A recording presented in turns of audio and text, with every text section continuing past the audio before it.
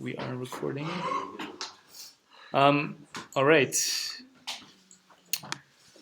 So, this debate, the question of developed nations, or the statement that this team agrees with and this team agrees with, is that developed nations should give monetary aid to developing countries without repayment. So I'll go ahead and start with persons 1 and 2 on the right side here. You can go ahead and begin your top. Person 1 and 2.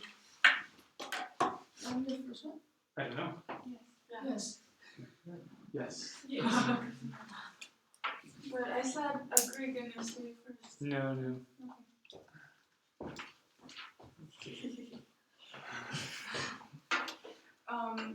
Okay, so our team's position on this debate is that we think rich countries shouldn't give aid to the poor country without repayment. Some people may believe that aid can bring good effects to the poor country. However, we think instead of spurring the country's development and supporting the economic growth, it actually does harm and it have already lost the real value. Aid lead the country to corruption and avoid the poor to start their own business. Poor countries can develop on their own, but aid make the poor lazy, and while they're depending on the aids from the developed countries, they are not willing to work in order to gain a non-poverty life. In addition to that, for the example of Uganda government corruption proves us the aid maybe is not using for good causes. Government takes the aid and they are really powerful, but the people are still poor, and we shouldn't trust the government of the poor countries. Furthermore, the aid that have been provided are from the tax we pay. And instead of building a better and a safer environment for people to live in, the government of developed countries spend the tax on the foreign countries. So it's unethical to the citizens of the developed countries. Therefore, our team strongly disagree that rich countries should give monetary aid to the poor countries. Okay, let's move right on to persons 1 and 2. After my own speech, we'll have time for questions and answers, okay? So you can start preparing that.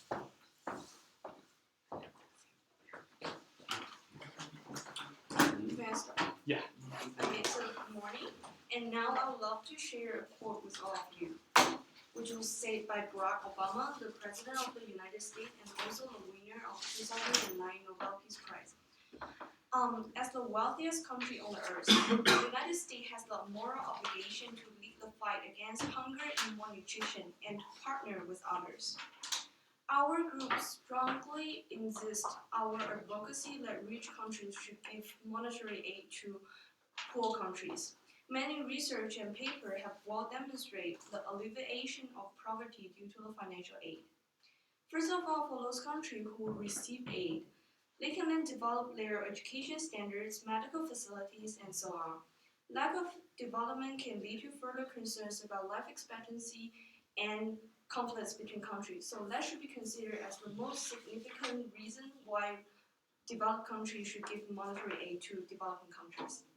On the other hand, for those countries who give aid, by helping alliance countries financially, the world will be more harmonious. And it is not only for the moral causes, but also for the world efficiency. So developed countries should always give aid to developing countries and give them a hand and help them to become a more affluent society with increasing recognition. And countries should also do trade with each other to show their comparative advantage. Last but not least, donor countries can gain better reputation and political support in the United Nations. So again, our perspective is that developed countries should always give monetary aid to developed countries. Thank you.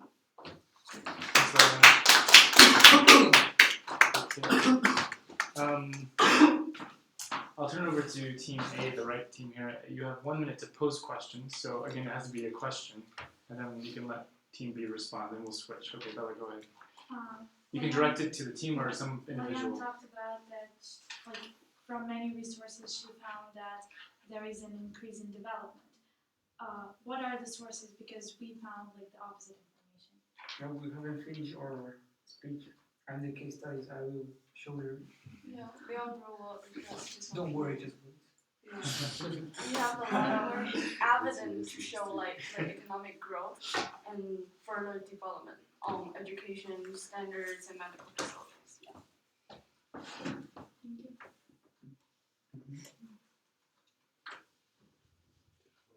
Other questions? Marianne said they can improve road efficiency.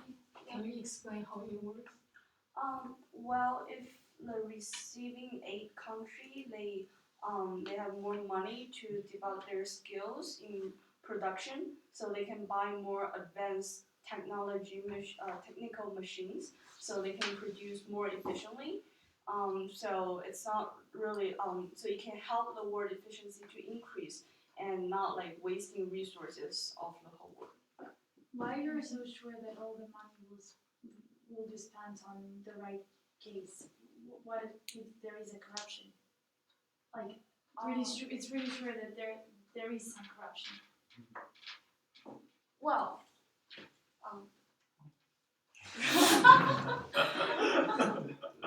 Okay, that there is always corruption in these developing countries. You know, and also Colombia, all these African countries, there is corruption.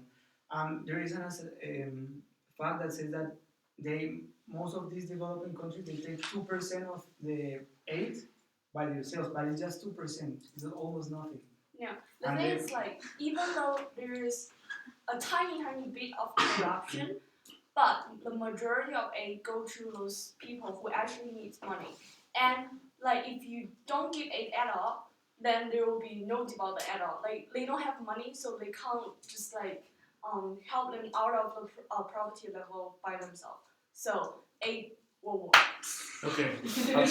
I'll go save your questions. I'll turn it over to this team. Can you pose a question to Pressure.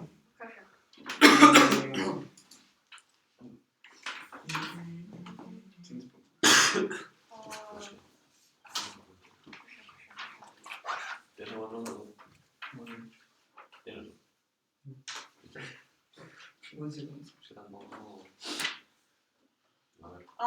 Would like to say like I think it was Frankie mentioned that the aid given to Uganda lead to the worst economic growth. So what do you think if there's no aid at all? Do you think the economic growth will go even worse? Or Can I? Oh yeah. Sorry.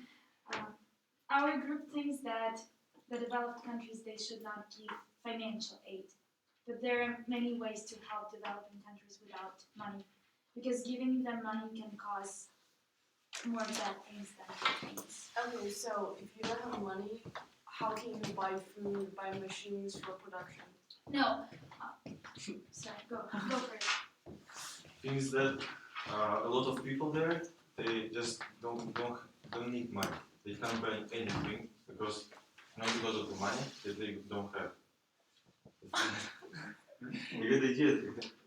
The thing is that they sometimes in some areas people just need food because they don't have enough food. They don't need money because they can't buy anything on this money. They don't sell for money. There are always taxes in this country. How are you going to pay taxes with money? They don't Wait, have, with food? Sorry. They have taxes.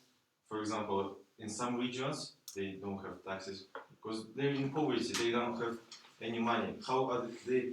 There are a lot of facts that a lot of people live like for less than $1 for a day. How are they supposed to pay tax? But food is How are they supposed to produce food if they don't have any money for agriculture? And They yes, don't and you have also food need to pay themselves. for transportation, for the And how are they going to progress? I'll tell you what, guys. They will- We'll take a break and we'll go back to our speeches and we'll come back to questions and answer after person 3 and 4. Okay. So let's turn it over to person 3 It's on this side.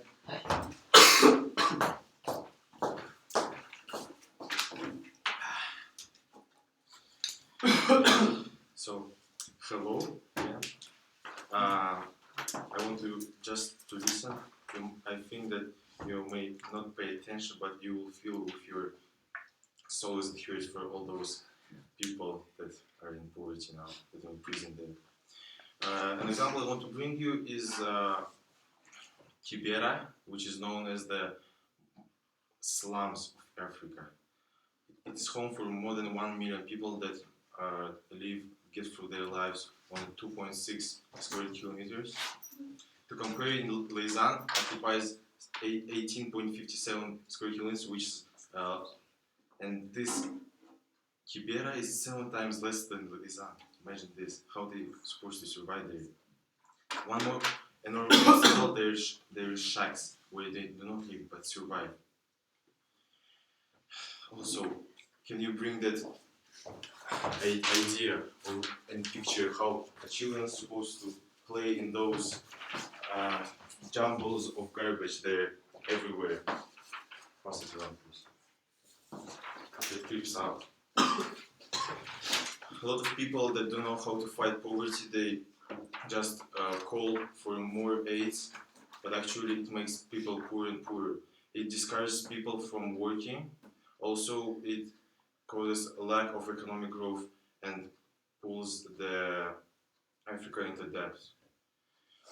Then, also want to say that those aids can push people to have more conflicts with government that causes civil wars. Then, aid actually it's money, right? But what's money? Money is like nothing. It's in our mind, just paper. You know, we're cynics. We can't pay it off. You know, people are accustomed with the idea that they can solve all the problems with those money, but actually, you know, it can't alleviate the poverty because all the facts show that it's worthless. Also, all those pictures, a lot of millions of dollars go, billions of dollars go to those African regions, but still we see that those poverty can't be stopped. The one solution is that they have to educate those regions with some knowledge how to sustain in the long term, but not in a long term, not in a short term aid. So, and it takes time, right, to show how to do it. And in US, we're cynics, it's impossible for us because time is money. Thank you. Thanks for saying. Okay, person 4, you. What's up?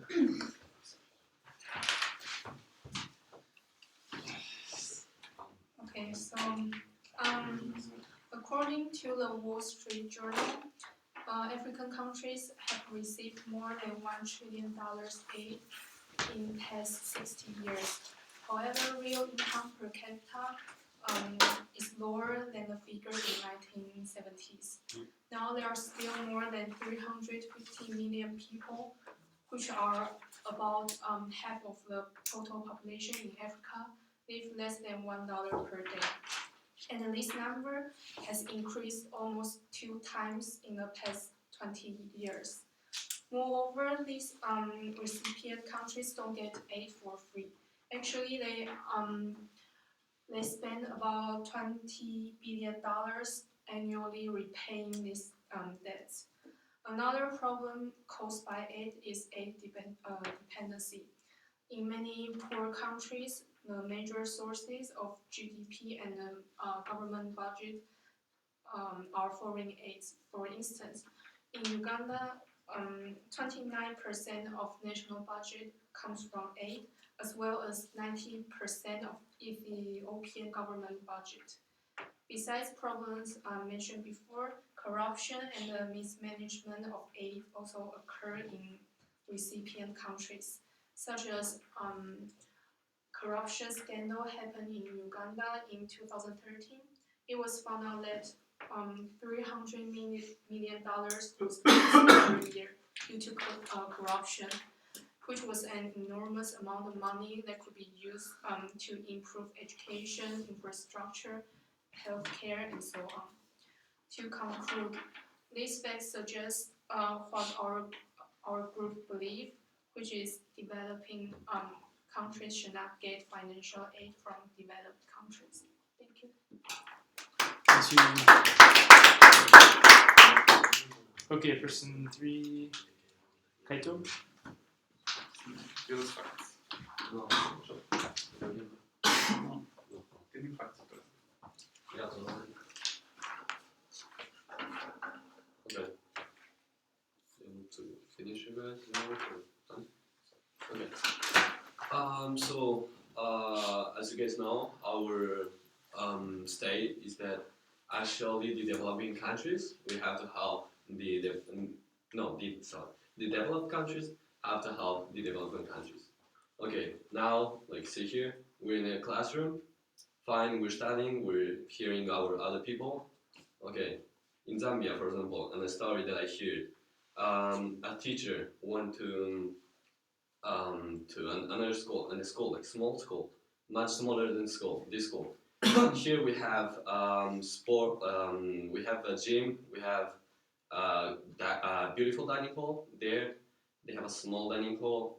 They have like almost nothing. They just like they have the feelings and they have the motivation to just study. What I'm saying, what I am saying is this: is that because, for example, Lion mentioned that money can help education as well. For the education can connect to also for work after. You don't have monetary policy because you're saying that you guys saying that it's gonna be corruption there. So what I hear is that because of the corruption, you're not gonna give monetary aid. Well, that's my perception. What I'm hearing, monetary aid. So what? Because it's helping the education, you guys just gonna like go like look away from those kids who are just willing to study and willing to work after. You guys just like that part. And that's my personal opinion. But it's quite complex what I'm saying. I know it's still. As I said, the monetary aid can help education. That's for sure. But all of this because of the corruption, and we don't give it. We're not gonna have a solution after because not giving a monetary aid. Sorry, I'm so sorry. So to Sam, all of these ideas that you guys are having of not giving a monetary aid because they're gonna lay back and say that we have a monetary aid and that they're the people and they. Sorry, mister. Sorry, can I just? I'm just speaking too fast. Yeah. Do you want to drink some water?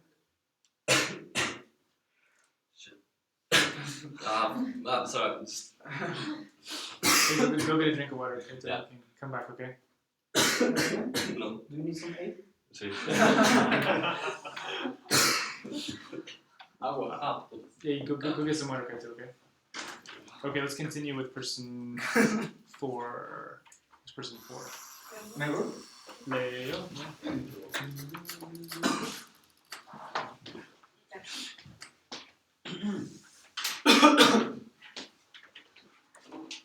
Hello.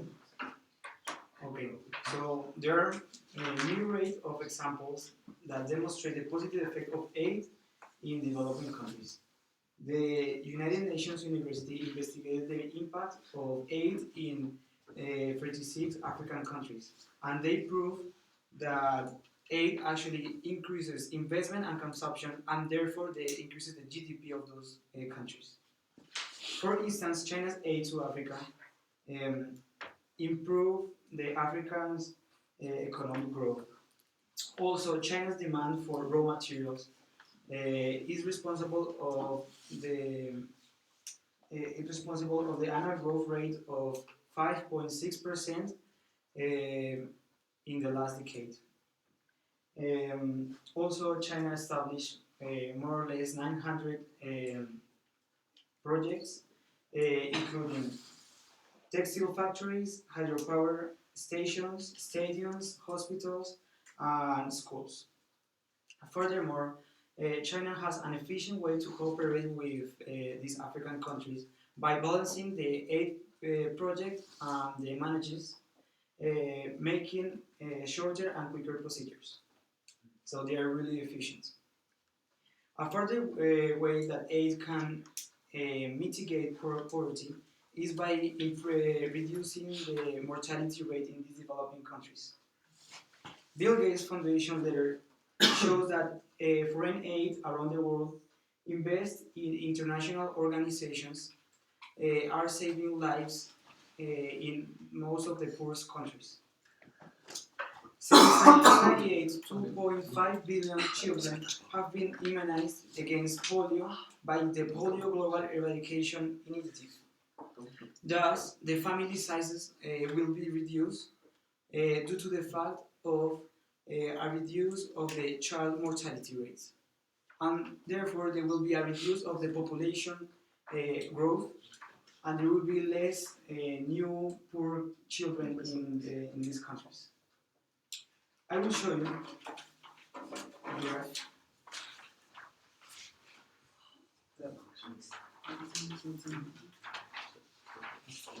This graph shows how is the mortality rate in children going to decrease if we continue giving aid to these developing countries.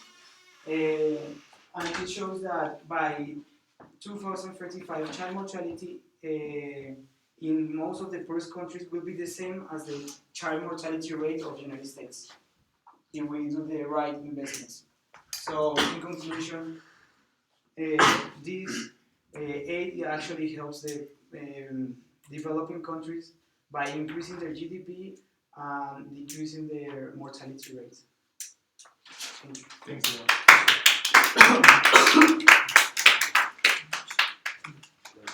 Okay, so question and answer time. So I'll give you a minute to. Okay, go ahead. I think you was waiting to ask questions already. Okay. Okay, listen up, guys. Can we pose questions to the previous section? Or? Yeah, you can direct it at an individual or the team in general. So as Leandro was saying, China proposed approximately 900 programs in South Africa. 900. From my knowledge, it also involves a trade inside, and it's an equal trade. China wants to import rare minerals in Africa, which is expensive in China. This is the reason why they want to invest in the South Africa for their money and their minerals. So what do you explain about that? So Yeah, like they're both countries, like China and all the African countries, they are both progressing. Like also China, they're helping the African countries, but they're also getting they're improving their economy. South Africa is the most powerful economy in Africa. It doesn't relate to Well, What like I'm you suggesting mentioned again, is in this seemed failed trade, it's actually China is in a dominant place as a rich country, as a developed country who gives money to the recipient country. well, we would like to remind you the purpose of international trade. It's like countries should do trade to show their comparative advantage. And China, in this case, they have the advantage of helping as like a dominant country. Yeah, that's true. But in this process, it's like a win-win situation. For Africa, they get income, a lot of income, like increase. It's like increasing trend. Okay, so for China, they can benefit and they can be helpful for the other country. So that's totally a win-win situation. Mm-hmm. Yeah. And for the increasing GDP we're talking about, as my gathered data, it shows that in 1980, in approximately 1994, the GDP for Africa has a huge decrease, and then it starts to increase. So what kind of increase are we talking about? And before 1994, the African GDP is in a decreasing correlation. On the other hand, the aid flows into the Africa, it's in a constant increase. So what do you say? I think I could give these guys a chance to ask a question, but some interesting points raised there. Thank you. B, maybe you can ask a question and also address Yu's point. Well, we would like to mention, many of you have mentioned the corruption. Well, we will agree that sometimes corruption happens. And we would like to ask, where did those money go? You will say like it goes to the pocket of those government official or some rich person. But after they got that money, what do? They make consumption, they make investment, they do business, which also contribute to the aggregate demand of the country, which increase the GDP. I also would like to add that, is this corruption an excuse to don't give aid to these poor countries? Yes. Is there an excuse to don't? Okay, let them answer. As we mentioned before, the reason why we don't suggest to give monetary aid to developing countries due to various of reasons. As Rin was saying, it was not only corruption. And to directly answer your question of where did the corruption go, I would like to answer it later on in the message. Okay, and Yuyin also mentioned about the debt. Monetary aid, it's not only like you just give money only directly to those countries. Financial aid can also include like debt relief. Yuyin mentioned like those aid to the people in Africa, they also need to pay back. But country can also give like the debt relief to those countries, which without like expecting the repayments. That's also a way to help country to get them out of the poverty. So what do you think about that? How about if they don't receive the cancellation, then they just in debt? That's the reason we are arguing this debate. Developed nations should give aid to developing countries without repayments. So I think if you give aid to a developing country, you must not expect payback. Okay, I think we gotta move on to persons 5 and 6. There's another question and answer session, so for those of you that haven't asked a question or participated, that'll be a good chance for you. Let's move on. So I think we're with you.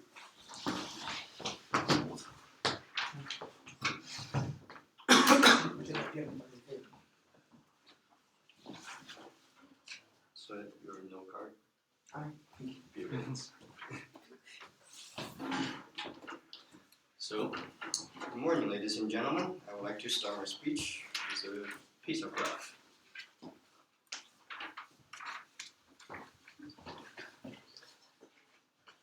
So on the first picture, you would like to see. So on the first picture, you see a graph shows the relationship between GDP in Africa and the aid flows in Africa. This graph is from World Bank organizations. So on the graph, at 2005, at this point, there's approximate 25,000 millions of dollars flows into the Africa. However, the GDP in the Africa is not increasing remarkably. With this amount of money, the African countries should leave poverty behind easily. So, what happened to those money? Where did it go? There are various reasons. One of the biggest problems is corruption. The aid from rich countries directly flows into the pockets of government officers. For example, in Uganda, at 2013, approximately 1.3 million pounds was found missing from UK government. And later on, it turns out that Uganda government officers used this amount of money to invest other companies outside the continent for their own benefits. So another reason could be mismanagement. As my teammate Rin was saying, in Asia, Bangladesh, there is little corruption happening. However, the government law says all the procurement has to be operated under a bidding system. It shows a clear transparency of trading. However, 60% of the foreign aid has to spend large amounts of their money on those middlemen, instead of investing 100% for the poor people to get rid of the poverty. Despite mismanagement and corruption, is that money really healthy? Or in a provocative way to say, is that really benevolent to the developing countries? The answer is negative. In terms of aid dependency, Yuyin was saying in Uganda, 29% of government budget is from foreign aid. And in Ethiopia, moreover, 90% of the government budget is from foreign aid. That means foreign aid could easily control the country's economy by flowing aid into the country. And is rich country really want to help the developing countries? The answer probably will be no. Rich countries use aid to open poor countries' markets for their own products. So, in conclusion, I would like to state that rich countries should not give monetary to poor countries, monetary aid to poor countries. Thank you. Thanks. Okay, person 6.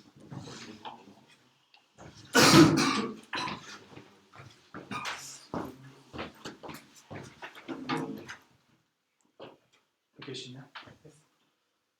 Yes, sir. Mhm. So, hello everyone. I want to argue about what your team has stated. So, your team said giving aid to developing countries can reduce their poverty rate. That's true that developed countries continue to give aid to developing countries.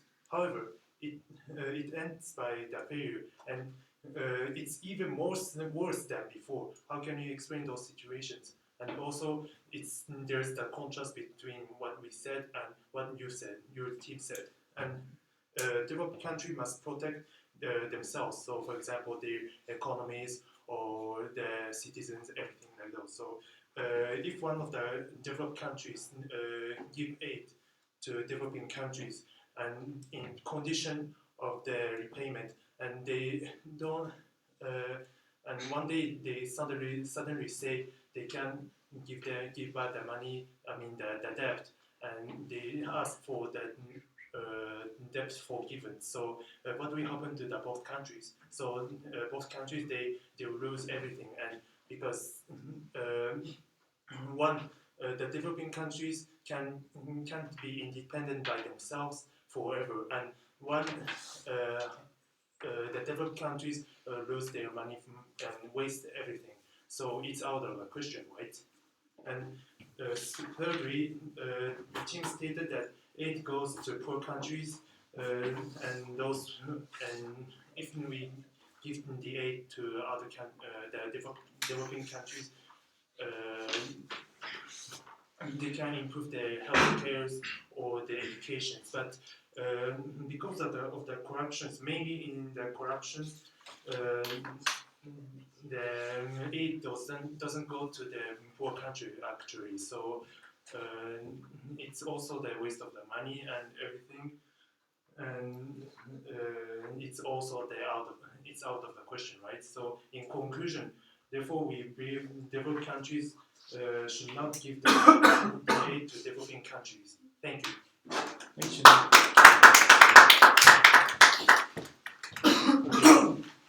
Person 5. Fabian? That's me.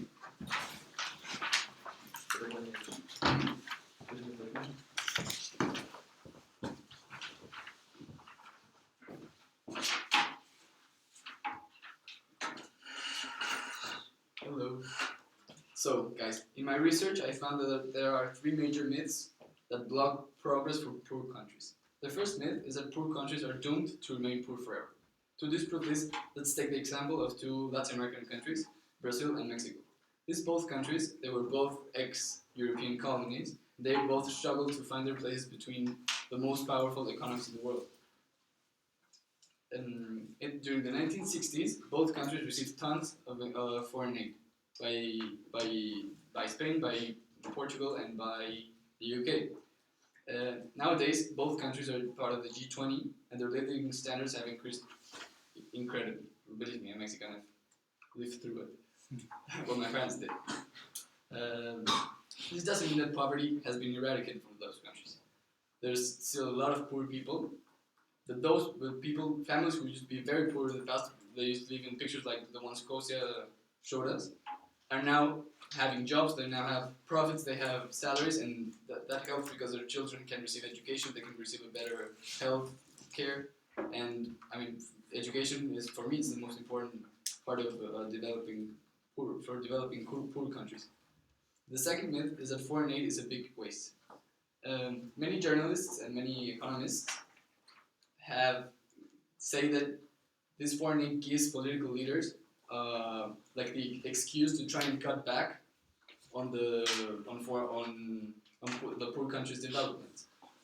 This is corruption includes this, and also it also say that aids make poor people lazier. The two of them. To this, the owner of the Gates Foundation, Bill Gates, answers with this quote. Says that aid is only one of the tools for fighting poverty in the seas. Wealthy countries also need to make policy changes, like opening their markets.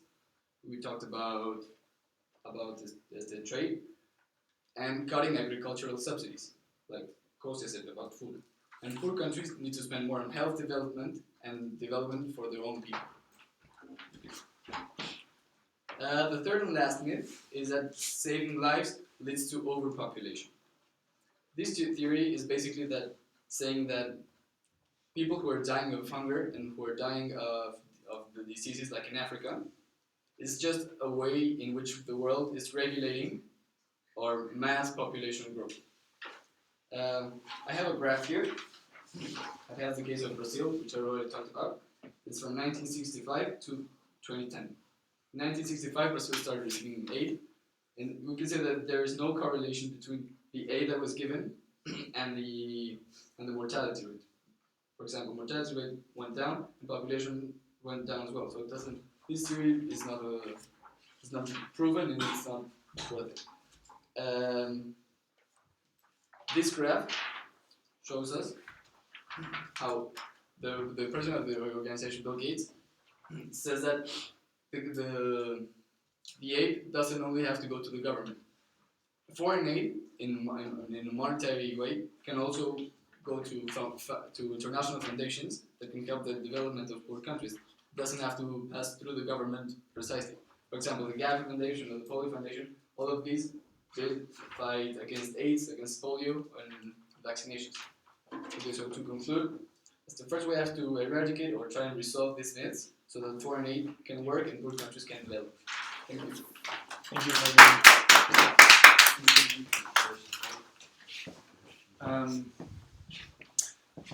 I'll try to address some of the things you wrote.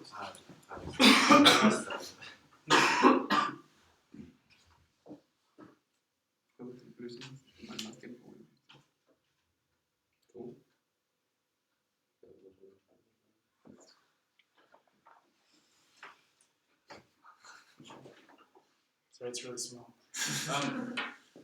You guys have mentioned the fact that corruption, that aid doesn't essentially work, and you've mentioned the fact that corruption is one of the factors in that. Yet I feel as a team you haven't offered us an alternative. What is the alternative to aid? We can't let people live in poverty. We feel it's unethical, it's immoral, and we believe that there should be something. And if aid isn't the answer, you've yet to tell us that. So we expect an answer on that. You also mentioned the overdependence factor, that countries become dependent on aid and they don't invest in infrastructure. But as Fabian just illustrated, we know that in Latin America there are several examples of countries that received aid for many decades and then now are some of the largest economies in the world. How can you respond to that?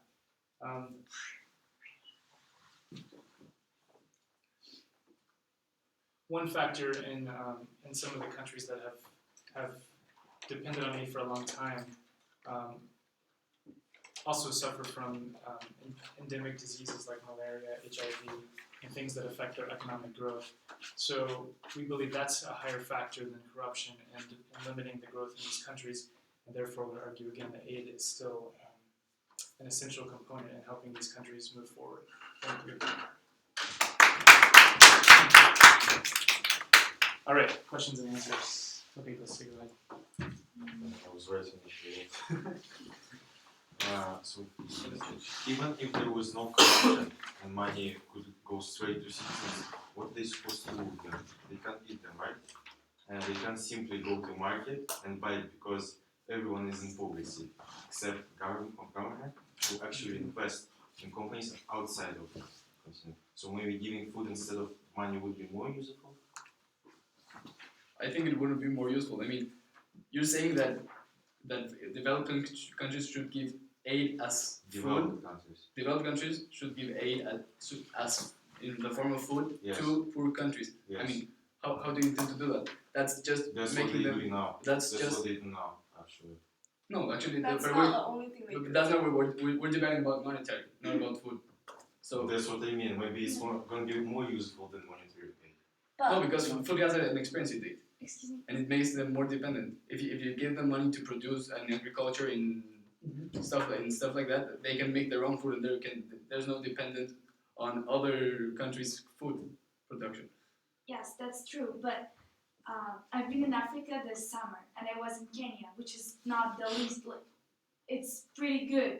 It's not the biggest poverty rates, and actually, the only place where you can buy something, at least something, is Nairobi.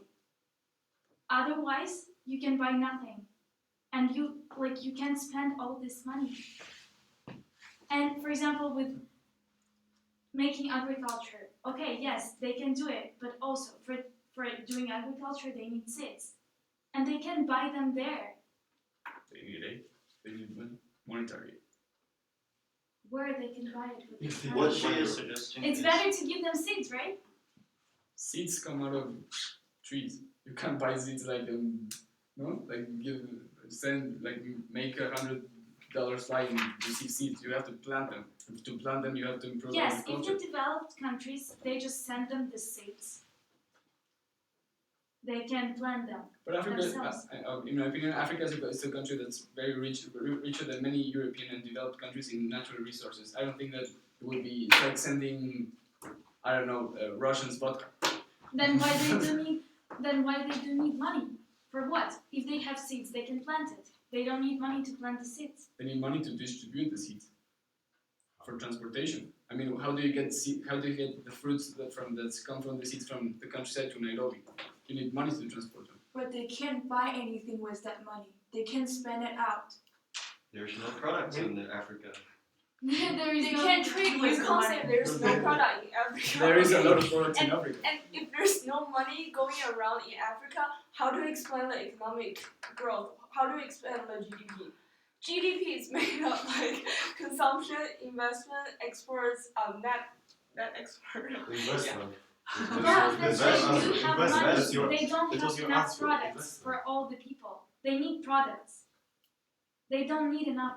They just don't have enough products. Not enough food. Not enough water. They have enough money, but they don't have enough products. They don't have enough money either. Guys, I think we better stop it there so we can actually give time to Bella to finish, okay? And then I'll try to speak briefly for Nastia. Since she's not here. Thank you very much. So, to summarize, our position is that the developed countries, they should not give monetary aid to developing countries. And I think that it's right, because there are many ways to give them help without money. For example, as Anna Barford, she writes in her studies, and she's the professor at Cambridge University, she says that it's very important to start with ourselves. What the developed countries, what they do wrong, what stops the improvement in the developing countries. For example, they pose trade barriers, and it's like if the developed countries, they will lower these trade barriers, it will help to increase everything in the developing countries. Another very important thing, they can help to provide the healthcare in the developing countries, but not with money. They can encourage qualified doctors from the developed countries to go there. Also, they can help them to create government plan. So it will increase. First of all, it will lower corruption because it's not under control, but they will just know what's going on in the government. It's also another really nice way. And it's also important to understand that the developed countries can't do everything for the developing countries. The governments of the developing countries also should do something. For example, they can provide free immunization for their people, education, or bed nets. And it's like usually they will say that we don't have enough money for this. But actually they do, because it's cheaper to provide immunization than to trying to stop the epidemic of Ebola that is all over the half of Africa. That's true. And it's better to give people the reason to act today than to wait till tomorrow. So this is morally wrong to give them money, because this is not helping. This is destroying their economy. This is destroying their country. And it increases many bad things, like it increases the dependence of the developing countries from the developed. It encourages people not to work because they just think that they will get money for free, for nothing. And it increases corruption. So as Muhammad Yunus, he's the winner of the Nobel Peace Prize, he said a really good phrase: the poor themselves can create a poverty-free world. All we have to do is to free them from the chains that we have put around them. And I think that this is a very powerful and strong phrase, because they don't need our money. They need our probably moral support. That's it. Thank you.